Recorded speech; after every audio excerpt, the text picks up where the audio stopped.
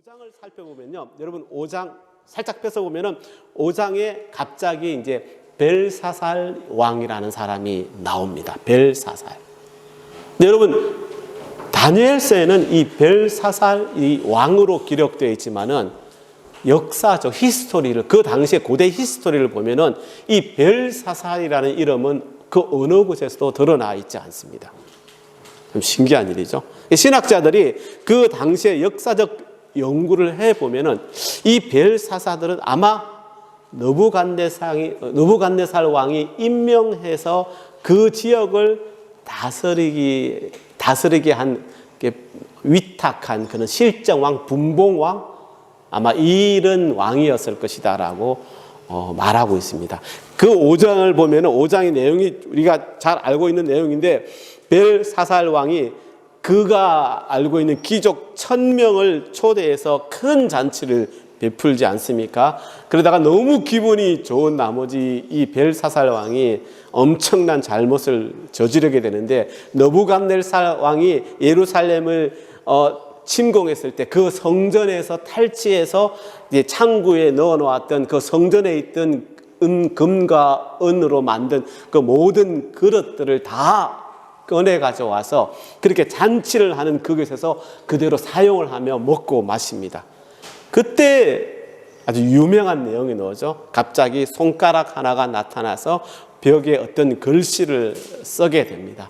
자, 이 글씨를 누가 해석하게 되죠? 다니엘이 해석하게 됩니다. 5장 25절에 나오는 말씀, 메네메네 데겔 우바르신.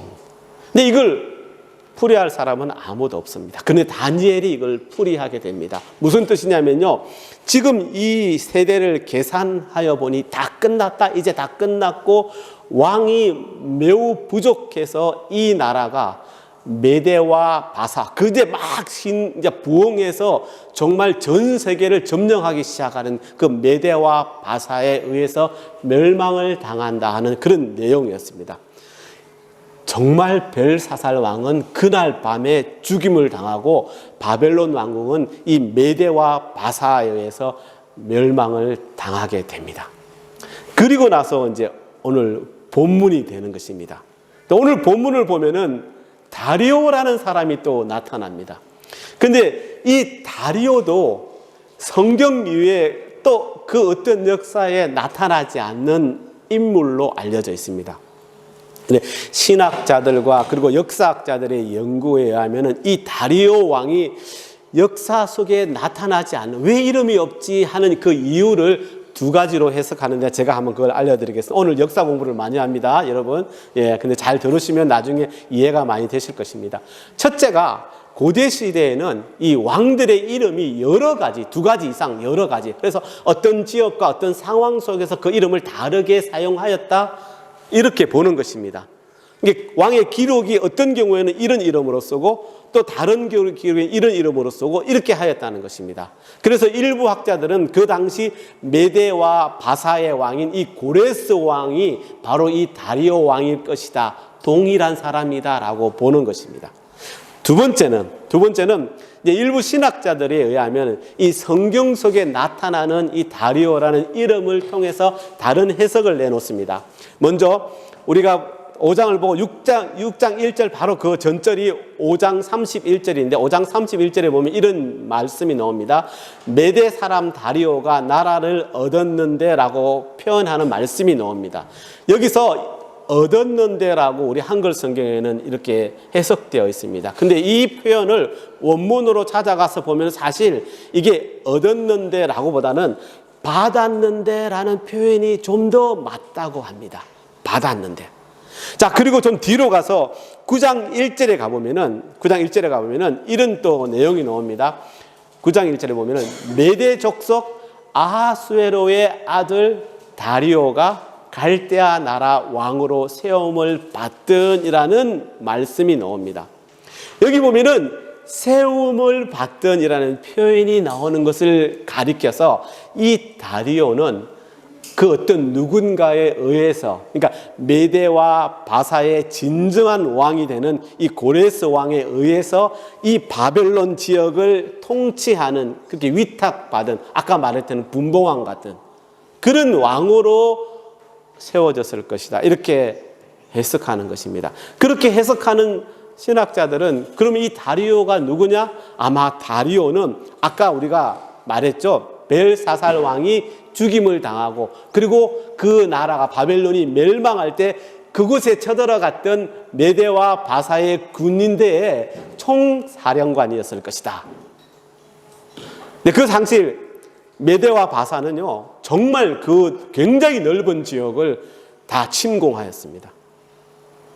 엄청나게 넓은 지역이었기 때문에 자, 이 마지막으로 남아있던 이 바벨론 지역에 바벨론을 이제 침공한 다음에 그 넓은 지역을 고레스가 아마 이 다리오를 세워서 그 총사령관이었던 다리오를 세워서 그것을 침공해서 그것을 멸망시킨 다리오를 세워서 왕으로, 분봉왕으로 삼았다라고 보는 것입니다.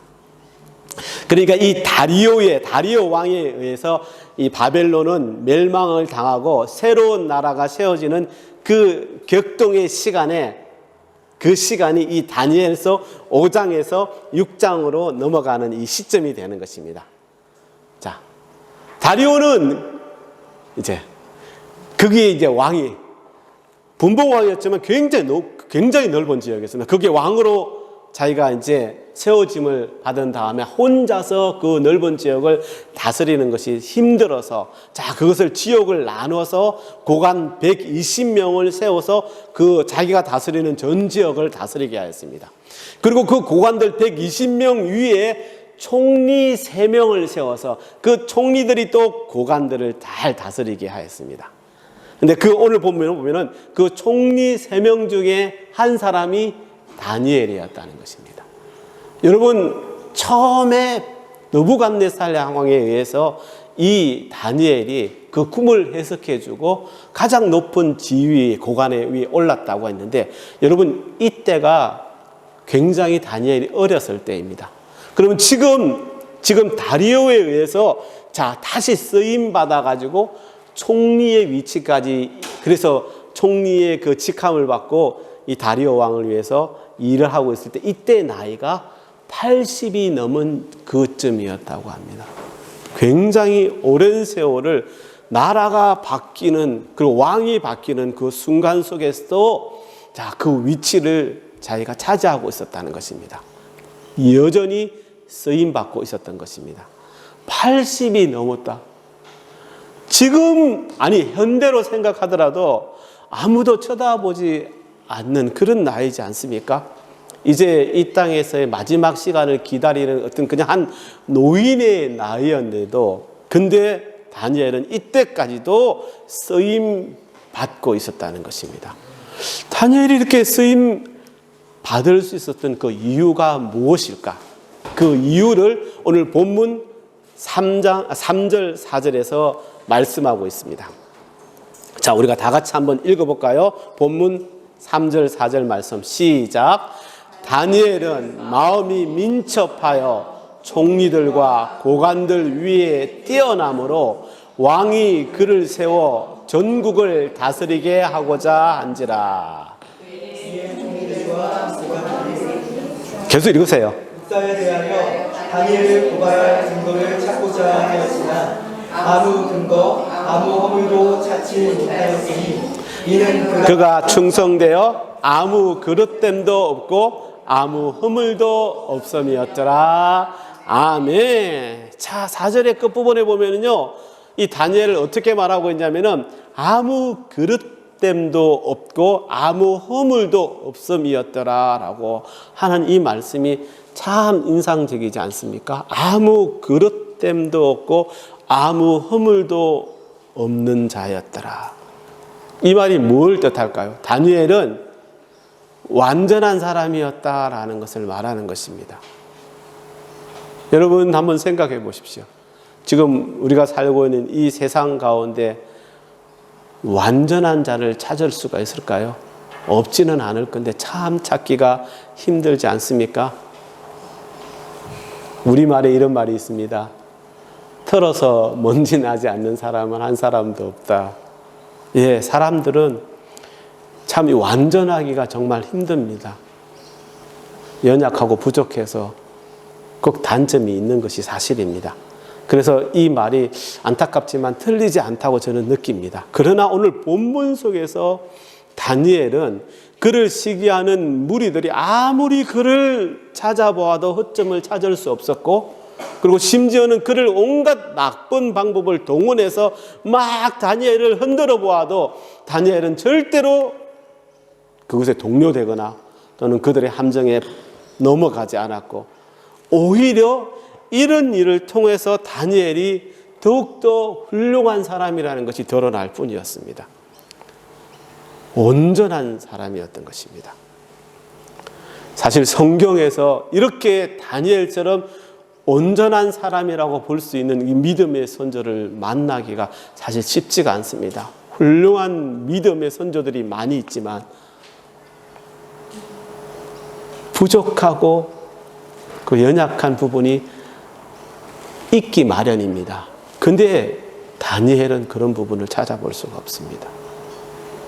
제가 한 가지 예화를 한번 들어봅니다. 요즘 제가 예화를 잘 안 드는데, 어떤 목사님께서 여러 교회를 개척하였습니다. 그래서 아마 이 목사님의 큰 꿈은 자기가 개척한 교회가 많이 부흥되는 게 그의 큰 소망이었던 것 같습니다. 그러다 보니까 교회를 여러 번 개척하게 되었는데, 그래도 당신의 소망대로 그것이 되지 않자 시리에 빠져서 이렇게 너무 힘들어하던 중에 교회에 잠깐 휴가를 내고 한 5일, 6일, 주일은 빠질 수 없으니까 그래서 휴가를 받아서 자기가 아는 이가 아무도 없는 한적한 시골 마을로 기도도 하며 시간을 보내기 위해서 내려갔습니다. 그리고 그 다음날 아침에 새벽이니까 새벽 기도를 드리기 위해서 그 마을에 있는 아주 작은 시골 마을로 새벽 기도를 드리기 위해 나갔습니다. 그 교회 목사님의 말씀은 그냥 평이한 말씀이었습니다. 아무튼 그렇게 말씀을 듣고 기도를 시작하는데, 그 아침에 그 새벽 기도에 참석한 그 교회 성도들은 그냥 몇 명 되지 않았다고 합니다. 듬성듬성 앉아 있는데, 그래서 목사님도 저 뒤에 앉아서 이제 그 교회에서 새벽 기도를 이제 하면서 기도를 막 하려고 하는데, 갑자기 강대상 앞쪽에서 어떤 할머니가 큰 소리로 기도하는 소리가 자기 귀에 똑똑히 들리는 것입니다. 그 기도 소리가 이것이었습니다. 하나님, 정식으로 믿게 해주세요. 하나님, 정식으로 믿게 해주세요. 다른 기도는 안 합니다. 계속 하나님, 정식으로 믿게 해주세요. 이게 제대로 믿게 해주세요 하면 될 건데, 옛날 분이니까 정식으로 기도해 주세요. 그러면서 저 할머니가 참 독특하시네 이렇게 생각하였다고 합니다. 근데 그렇게 하나님 정식으로 기도해 주십시오 라고 하는 기도 소리가 그 목사님 가슴에 톡톡 박히기 시작했다고 합니다. 근데 목사님이 그곳에서 한 3, 4일 더 있었으니까 매일 아침에 새벽 기도를 그 교회에 나가면 그 할머니가 강대상 앞에서 다른 기도 안 하시고 하나님 정식으로 믿게 해주십시오. 여러분 웃지 마세요. 여러분도 그렇게 기도해야 됩니다. 정식으로 믿게 해달라고, 하나님 정식으로 믿게 해주세요라고 하는 그 기도 소리를 들으면서 그 기도 소리가 얼마나 그 목사님 마음에 울리고 아름다운 찬양과 같았는지 은혜를 많이 받았다고 합니다.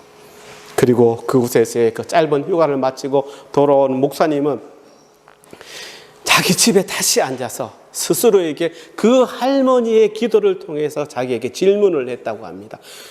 나는 이때까지 정식으로 목회를 하였는가?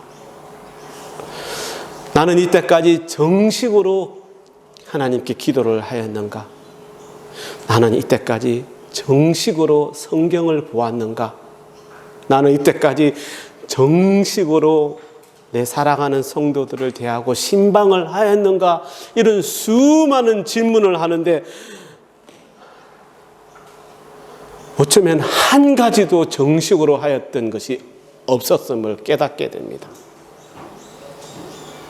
내가 얼마나 부족한 목사였는지, 내가 목회를 정말 이렇게 잘못하였구나, 이것을 깨닫게 된 것입니다. 그리고 회개한 후에 자 이렇게 정식으로란 말을 딱 써가지고 목사님 책상 앞에 딱 붙여놓고 이제부터는 무슨 일을 하더라도 정식으로 한번 외치고 정식으로 하기 시작했다고 합니다. 그게 노력한 것이죠. 그러자 그 뒤는 자기도 모르는 사이에 하나님의 놀라운 은총이 그 목사님에게 입혀지고 그 목회가 얼마나 기쁘고 즐거운 목회가 되었는지 많은 열매를 맺었다라는 간증의 이야기가 있습니다. 그 교회가 부흥하였을까요? 하였을 수도 있겠지만 초점은 그것이 아니라 하나님께서 그렇게 침몰해 가던 한 목회자를 세우신 것 아닙니까? 예, 정식으로. 왜 제가 이 이야기를 했을까요? 바로 다니엘이 그렇기 때문에. 다니엘의 모든 신앙생활의 모습이 아마 그것이었을 것입니다. 다른 것 없습니다. 늘 정식으로. 제가 항상 말씀드리지만 우리 교회는 평균적으로 다른 교회에 비해서 젊지 않습니까? 많이 젊지요. 예. 이게 한 6, 7년 전에 생각하면은 그때는 진짜 더 젊었는데. 그렇죠. 우리 표집사님이나 아림 집사님이나, 예. 우리 김성광 집사님이나 그때는 그래도 30대 초반이지 않았습니까? 그렇죠. 예. 얼마나 젊었는데. 지금도 저는 아직 젊다고 생각합니다. 그래서 저는 하나님께 감사드립니다. 왜? 지금의 이 시간이 그래도 여러분에게는 얼마나 축복의 시간인지 모릅니다. 아니 나는 나이를 좀 먹었는데 여러분 그렇다고 실망하지 마시고요. 뭐 젊은 사람들만 이야기하는 건 아닙니다. 예. 왜? 이 청년의 시간에 여러분의 신앙이 이 신앙의 내면에서 만들어지는 그 흔들리지 않는 그 굴곡이 얼마나 중요한지. 그래서입니다. 청년의 시간, 아직 이 청년의 시간에 이제 여러분의 그 마음에 다져지는 그 신앙의 굴곡, 어느 것보다도 튼튼히 다져지는 그 믿음의 굴곡이 얼마나 중요한지. 여러분 사실 시간이 지나가다 보면요, 그래서 나이가 들어가다 보면요, 이 점점 바뀌어진다는 게 얼마나 힘든지 모릅니다. 뭔가 이 돌덩이 같은 것들이 이 가슴에 딱 생기기 시작하는데요. 그 돌덩이가 점점점 커져서 나중에는 그 돌덩이를 치울 수도 없고 깨부술 수도 없는 그런 사람이 될 수 있다는 것입니다. 제가 지난주에 제가 알고 있는 어떤 한 분을 생각하면서 그 가정을 생각하면서 기도했는데 제가 그분의 신앙을 평가하는 것 같아서 제가 하나님 죄송합니다. 하지만 제가 그냥 볼 때 평생을 그렇게 신앙생활을 하신 분인데 이렇게 보고 있으면은 그분만이 가지고 있는 그 고집, 그게 신앙의 돌덩이가 되어서 얼마나 큰 돌덩이가 되어서 저게 깨질 수 있을까? 그런 생각을 하면서 깨졌으면 좋겠다라고 제가 계속 기도드렸습니다. 근데 여러분, 지금 여러분은 혹 아직 돌덩이가 생기지 않았을 수도 있고, 돌덩이가 생겼더라도 아직은 조그만하니까, 그래도 큰 돌덩이보다는 쉽게 깨뜨릴 수 있지 않을까. 그래서 제가 감사하다는 것입니다. 그래서 감사하는 것입니다. 여러분, 큰 돌덩이가 깨지는 것은 정말 엄청난 변화를 입어야만 가능합니다. 그래서 그것이 힘들다는 것입니다. 하지만 아직 젊을 때는 제가 말씀드렸지만 그 돌덩이가 생기지 않았거나 아니면은 아주 작기 때문에 깨부수기가 어렵지 않다는 것입니다. 여러분, 이것이 무엇일까요? 그것은 바로 언제나 정식으로 신앙의 기본기를 탄탄히 갖춰가는 것을 말하는 것입니다. 아니, 모든 시간 속에서 언제나 정식으로 살아가는 것입니다. 우리는 믿는 사람이니까 우리의 모든 믿음의 생활이 정식으로 이루어지는 것을 말하는 것입니다. 어떤 일이 잘 되지 않을 때, 그리고 힘들어서 어려운 시간을 지날 때 기본으로 돌아가라, 이런 말을 여러분 우리가 잘 듣지 않습니까? 기본으로 돌아가. 이 기본으로 돌아가란 말이 어떤 그 말씀이 생각나는데 저는 그 기본이 정식으로라고 생각합니다. 정식으로. 지금 이 자리에서 그 누구와도 비교할 수 없는 혹 신앙의 그 어려운 시간을 보내고 계신 그 여러분에게 새겨지는 그 흔들리지 않는 그 굴곡은 여러분을 어느 것에도 흔들리지 않는 신앙의 습관으로 만들어서 여러분을 세워줄 것입니다. 그것을 통해서 여러분은 하나님이 가장 자신 있게 그리고 기쁘게 사용하는 당신의 용사로 세워지는 것입니다. 제가 뒤에 말씀하겠지만 또 더 큰 축복은 지금 여러분 우리 이 주님 사랑교회 성도들이 함께 다 같이 손잡고 이 축복의 시간을 함께 가고 있다는 것이 저는 더 큰 축복이라고 생각합니다. 그래서 간절히 바랍니다. 부디 계속해서 여러분 속에 정식으로 인해서 계속해서 튼튼히 세워지는 그 기본기, 그 확실한 굴곡이 만드는 신앙의 시간이 여러분들에게 계속 채워지기를 간절히 기도합니다. 여러분, 이 다니엘은 바로 이런 자였던 것입니다. 그는 그 누구보다도 정말 탄탄한 신앙의 기본기를 갖춘 자라서 그 어떤 시련 가운데서도 흔들리지 않는 신앙의 자세를 우리가 다니엘서를 통해서 볼 수가 있는 것입니다. 오늘 본문을 살펴보면은 이런 다니엘이 어떻게 그렇게 출중하게 뛰어날 수 있었는지를 몇 가지 우리가 살펴볼 수 있습니다. 자, 3절 4절 말씀을 다시 봅니다. 다니엘은 마음이 민첩하여 총리들과 고관들 위에 뛰어남으로 왕이 그를 세워 전국을 다스리게 하고자 한지라. 이에 총리들과 고관들이 국사에 대하여 다니엘을 고발할 근거를 찾고자 하였으나 아무 근거 아무 허물도 찾지 못하였으니 이는 그가 충성되어 아무 그릇됨도 없고 아무 허물도 없었습니다. 아멘. 자, 우리 이 말씀 가운데서 3절, 먼저 3절 말씀에 다니엘은 마음이 민첩하여 라고 말씀하고 있습니다. 다니엘은 마음이 민첩하여. 여러분, 여기서 민첩하다는 말은요, 신속하고 재빠르다라는 의미가 아니라 마음의 모습을 말하는 것입니다. 뭘 말하냐면요, 놀라운 영에 붙잡힌 태도를 말하는 것입니다. 놀라운 영에 붙잡힌 태도. 그러니까 오늘 본문에서 말씀하시는 이 민첩한 개념은 무언가에 붙잡힌 것을 말씀하고 있는 것입니다. 여러분, 사랑을 하게 되면 어떻습니까? 사랑하는 상대방에 붙잡히게 되지 않습니까? 오로지 그 사람의 관심은 그 사람뿐입니다. 왜? 그에게 붙잡힌 바 되었으니까. 그 상대방에게 가 있습니다. 그러니 오로지 그 상대방을 위해서 움직일 수밖에 없습니다. 어제 그 사람을 갑자기 다시 생각나게 하는 일이 있었습니다. 당산역은요, 저에게 굉장히 의미 있는 곳입니다, 여러분.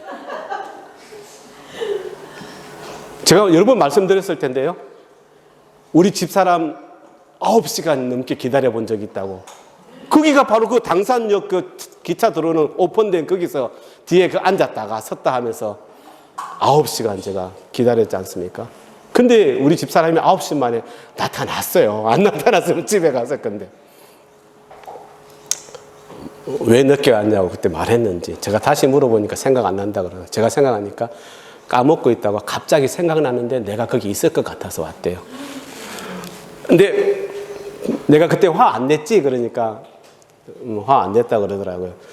근데 아마 지금 같았으면 노발대발 난리가 났을 거야.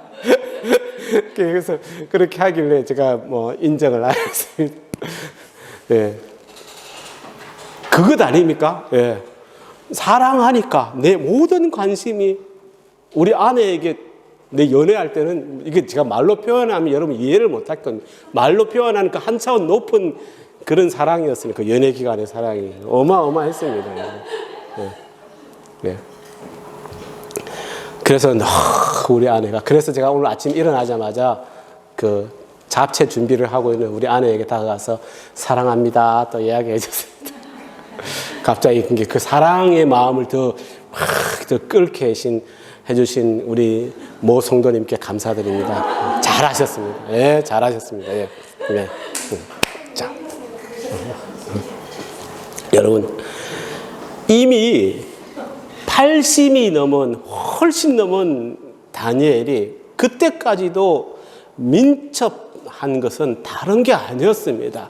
그가 평생에 하나님께 철저히 붙들려서 오직 성령님께서 이끄시는 대로, 성령님께서 멈추시는 대로, 성령님께서 그렇게 주장하시는 대로 적극적으로 반응할 수 있는 그 상태에 머물러 있었다는 그 사실을 지금 말씀해 주고 있는 것입니다.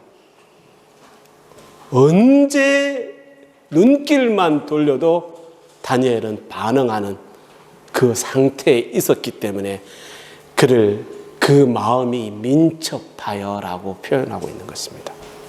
두 번째는 4절을 보면은 그가 충성되어라고 말씀합니다.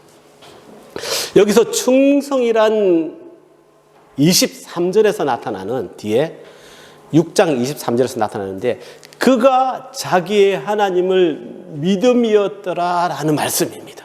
그가 자기의 하나님을 믿음이었더라. 자기의 하나님을 믿는 것, 그것도 전적으로 믿는 것이며 이 믿음은 오직 자기가 알고 있는 여호와 하나님, 오직 그분만을 의지하는 것을 말하는 것입니다. 여러분 이것을 우리가 충성이라고 말하는 것입니다. 그 충성이 바로 다니엘의 믿음이었습니다.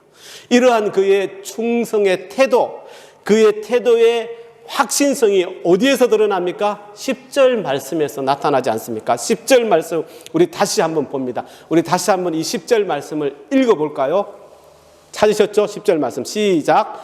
다니엘이 이 조서에서 왕의 도장이 찍힌 것을 알고도 자기 집에 돌아가서는 윗방에 올라가 예루살렘으로 향한 창문을 열고 전에 하던 대로 하루 3번씩 무릎을 꿇고 기도하며 그의 하나님께 감사하였더라. 아멘.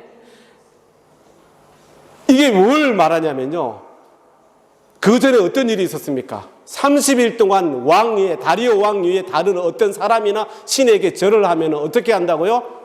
사자굴에 그를 집어 던진다. 그럼 무슨 말입니까? 사자가 그를 다 물어뜯어 죽일 것이니까. 그렇지 않습니까? 그러면 그 30일 동안만이라도 어떻게 해야 될까요? 다리오 왕만 생각하면서 다른 사람이나 신에게는 절하지 말아야 되는 것입니다.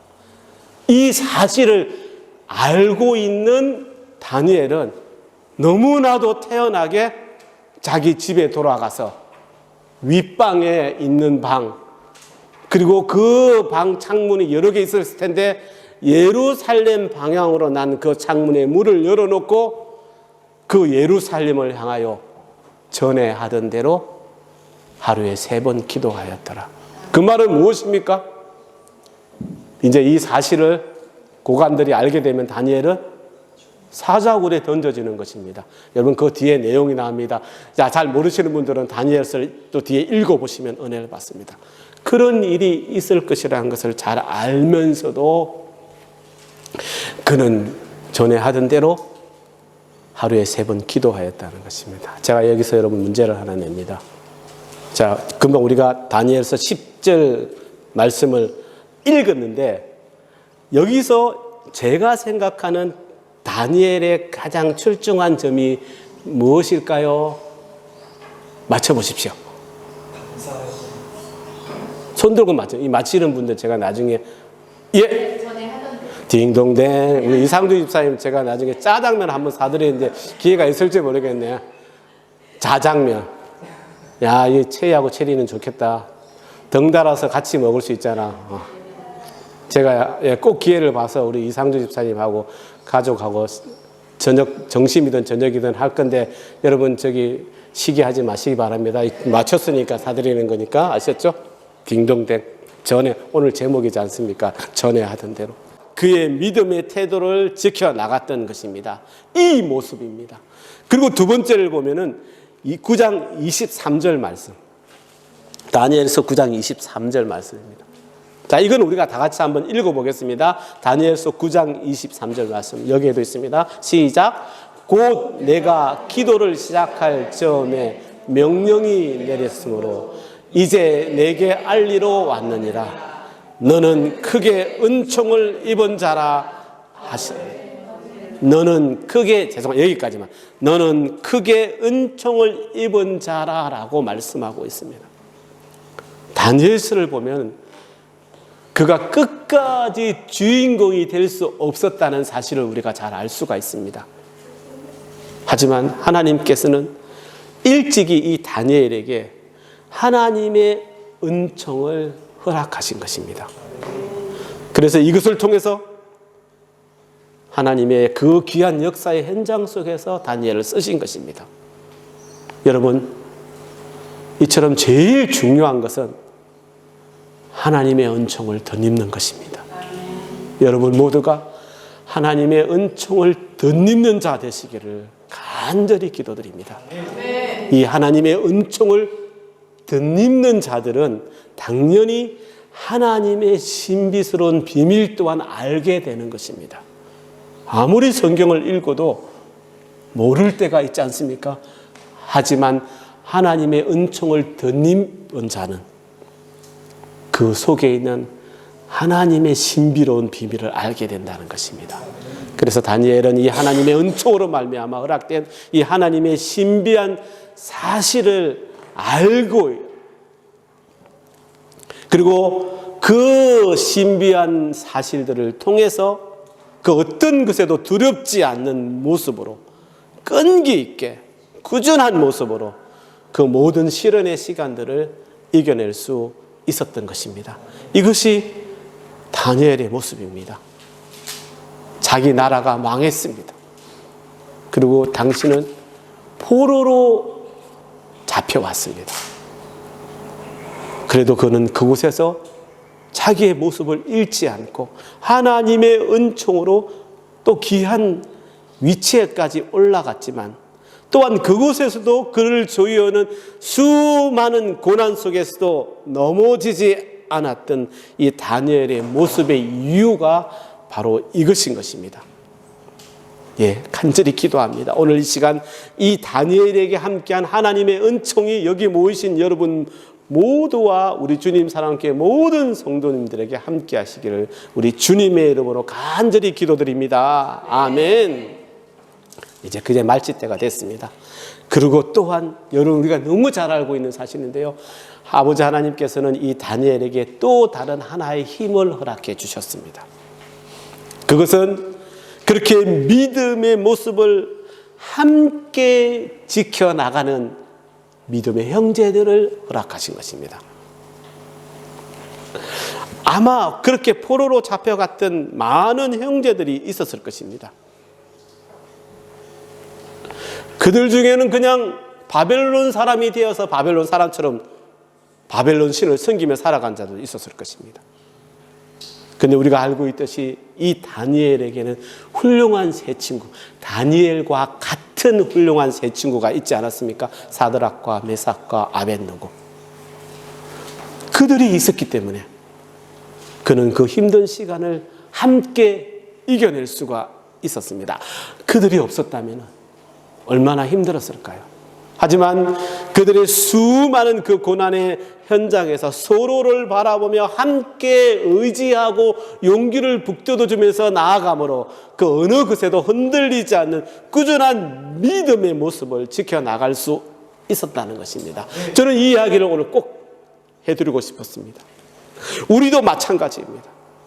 우리 아버지 하나님께서는 우리에게, 여러분에게도 여러분을 지켜줄, 아니 서로를 지켜줄 믿음의 형제들을 허락해 주지 않으셨습니까?